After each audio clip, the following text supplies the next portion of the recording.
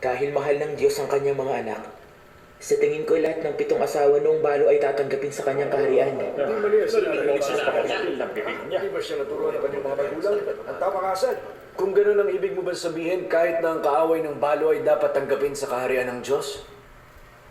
Mahalin natin ang kaaway natin tulad ng pagmamahal natin sa kapwa. Sinasabi niya.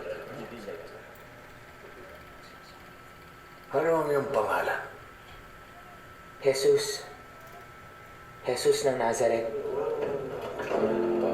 Paumanhin, ha? Hinahanap namin ang aming anak. Saan ka nang galing? Kanina ka pa namin hinahanap ng iyong ama. Bakit niyo po ako hinahanap? Hindi ba dapat nasa bahay ako ng aking ama? Narinig ka. Hindi ito ang bahay natin. Tapos na ang Pasko. Kailangan na nating umuwi. Opo, Ama.